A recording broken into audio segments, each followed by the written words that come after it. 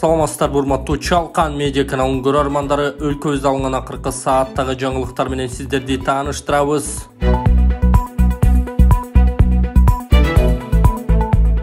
Жалгыз Ташиев УКМК менен коррупцияны түп тамырынан кыя чаап салууга жетишпей жатат. Соңку айларда УКМК коррупцияга каршы катуу күрөшүүдө. Башкы прокурор Курманкул Зулушевдин бир тууган кайниси, ата журтчу депутат Надира Нарматованын баласы кармалды. Экөө тең бажы кызматында иштеп жатышат, ири суммаларга айыпталганы маалым. Ал эми теңиз бөлтүрүк 800 миллион 84 миң сомду мамлекетке кайтарып бошотулганы белгилүү.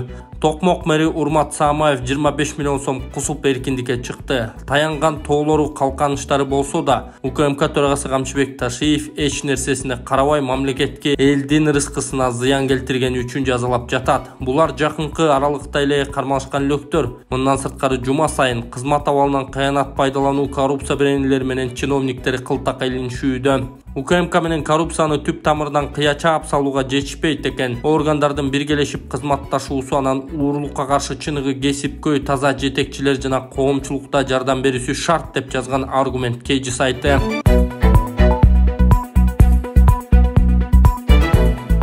Боксчу Мунарбек Сейитбек уулу дүйнө чемпионатынын жарым финалында кыргызстандык мушкер Мунарбек Сейитбек уулу Ташкентте өтүп жаткан бокс боюнча дүйнө чемпионатынын жарым финалына чыкты. Ал 57 кг салмакта күч сынашууда. 10 майда Сейитбек уулу жарым финалга өтүү үчүн тажикстандык Асрор Вахидов менен беттешти. 3 раунддун жыйынтыгы менен жеңиш кыргызстандык боксчуга берилди. 12 майда ал финалга чыгуу үчүн өзбекстандык Абдумалик Халоков менен таймашат.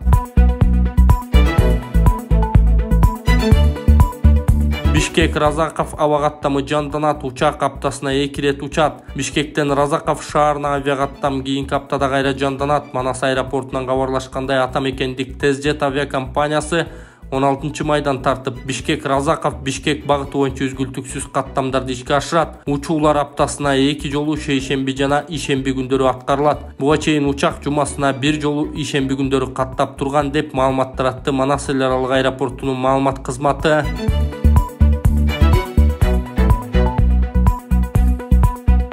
Депутат Элдар Сулайманов Ош шаарындагы согуштун ардагерлеринен кабар алып аларды жеңиш майрамы менен куттуктады. Ата журт Кыргызстан фракциясынан эл өкүлү Элдар Сулайманов улуу Атамекендик согуштун жеңиш күнүнө карата Ош шаарына барып согуш ардагерлеринен кабар алып аларды куттуктады.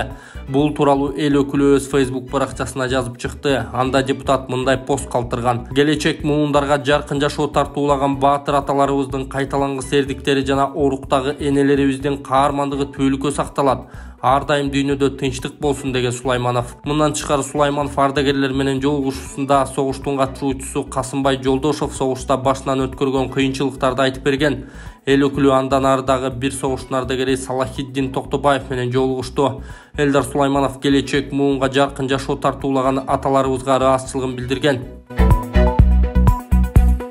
Салам достор, мен аты жөнүм Толубай Бакасов. Мен чыгыш элдик дарылоо боюнча массажистмин.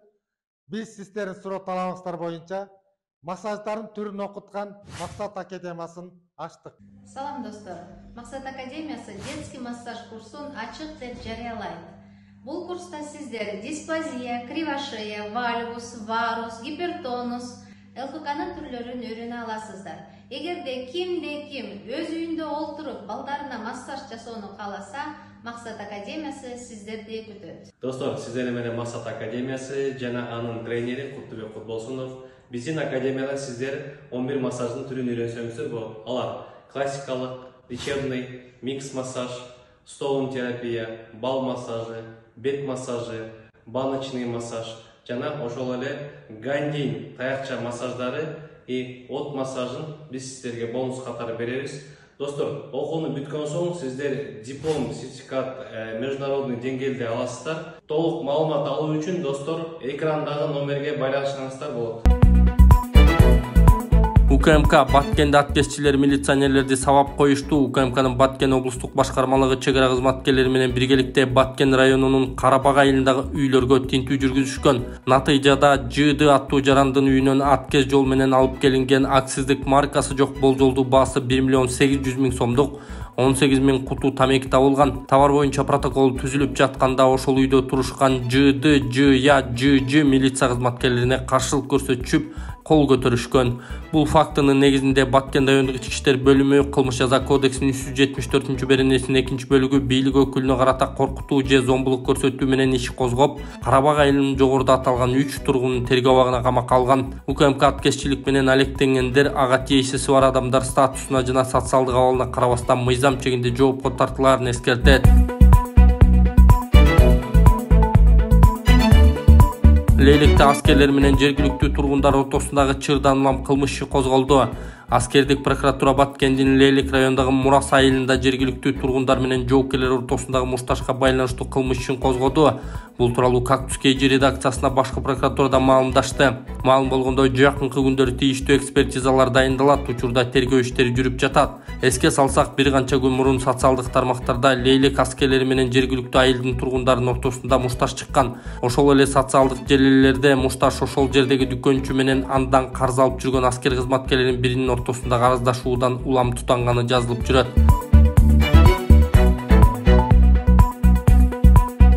Мирлан Женчуров акыйкатчы кызматына талапкерлигин коюп жатат. Жогорку Кеңештин Республика Ата Журт партиясынын экс-депутаты Мирлан Женчуров Кыргызстандын акыйкатчы кызматына талапкерлигин коюуну көздөп жатат. Бул тууралуу Кактус медиа сайтына парламенттеги өздүк булактар билдирген. Маалым болгондой, талапкерлерди парламенттеги Альянс фракциясы көрсөтөт. Эске салсак, 3-майда Жогорку Кеңештин депутаттары Атыр Абдрахматованы акыйкатчы кызматынан бошотушкан.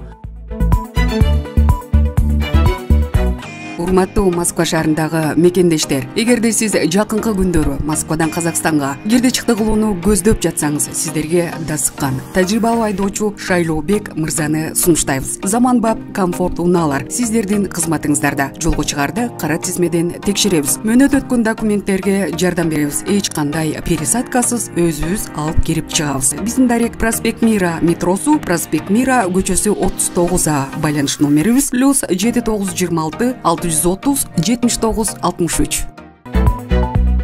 Бүгүнтөн тарта сомдун жаңы үлгүлөрү колдонула баштады. Улуттук банк бүгүнтөн тарта 200, 500 жана 1000 сом номиналындагы банкнотторду улуттук валютанын жаңы 5-сериясын жүгүртүүгө чыгарды. Бул тууралуу Улуттук банктан билдиришти.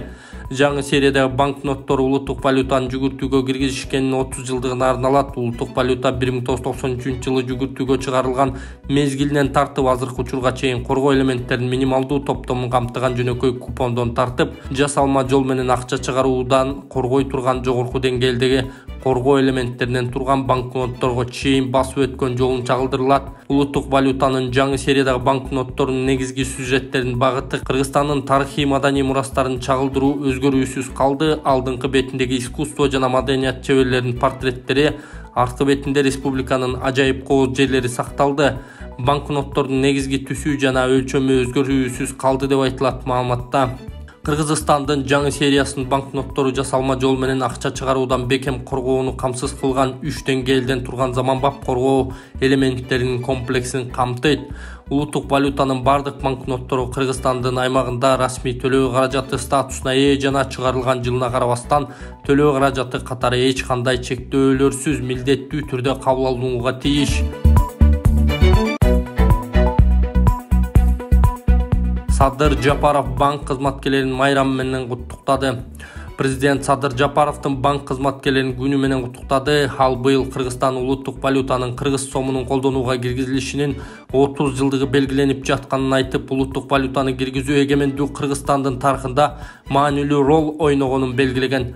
93-жылы советтик мезгилден кийинки өлкөлөрдүн ичинен Кыргызстан биринчилерден болуп улуттук валютаны жүргүзүүгө чыгарып, өз алдынча акча кредиттик саясат жүргүзүүгө өткөн. Улуттук валютаны киргизүү эгемендүү Кыргызстандын тарыхында маанилүү рол ойногон, улуттук төлөм жана банк тутумдарынын калыптанышына жана өнүгүшүнө негиз болгон деген ал. Мамлекет башчы банк секторунун кызматкерлеринин ата мекендик каржы рыногун эле эмес, бүтүндөй өлкө экономикасын өнүктүрүүгө көмөк көрсөтүп келе жатканын кошумчалаган. Банк секторунун кызматкерлеринин ишине жасаган ак ниет жана кесипкөй мамилеси, алдыга коюлган максаттарга умтула билүүсү, ишке болгон жоопкерчилиги жана күчтүү жарандык сезиминин аркасында өлкөбүздүн банк системасы жогорку көрсөткүчтөргө жетишип атамекендик каржы рыногун гана эмес, бүтүндөй өлкө экономикасын өнүктүрүүгө көмөк көрсөтүп келе жатат. Ал эми учурдун талабын жана глобалдуу тенденцияларды эске ала турган болсок, банк тутумунун алдында инновациялык банктык өнүмдөрдү жана технологияларды киргизүү, банктык кызматтардын сапатын жакшыртуу жана аны калк арасында кеңири жайылтуу, туруктуу каржылоо принциптерин киргизүү, кибер коопсуздукту жогорулатуу милдеттери турат. Биргелешкен аракет ак кызмат жана мекенчилдик сезим менен жарандардын каржылык бакубаттуулугун, мамлекеттин финансылык туруктуулугун чыңдоо боюнча алдыга коюлган негизги максаттарыбыз ишке ашаарына бекем ишенем. Сиздерге бекем ден соолук, кажыбас кайрат, үй бүлөлүк бакыт каалайм. Жоопкерчиликтүү ишиңиздерди ар дайым ийгиликтер коштосун деп айтылат куттуктоодо.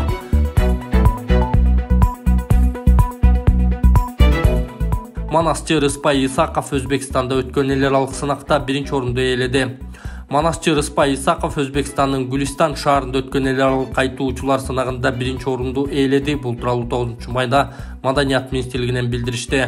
Маалыматка ылайык, жеңүүчүлөргө сыйлык тапшыруу аземи 9 майда өткөн. Андан сырткары Кыргыз улуттук Манас театрынын директору Азиз Биймурза уулу жана төкмө акын Акматбек Султан уулу атайын сертификаттар менен сыйланышты. Эл аралык кайтуучулар сынагы үстүбүздөгү жылы 6 майдан 8 майга чейин Өзбекстандын Гүлистан шаарында уюштурулду. Быйыл 3-чү жолу өтүп жаткан маданий иш-чарага 30дан ашуун өлкөнүн музыкант, ырчы жана акындары катышкан.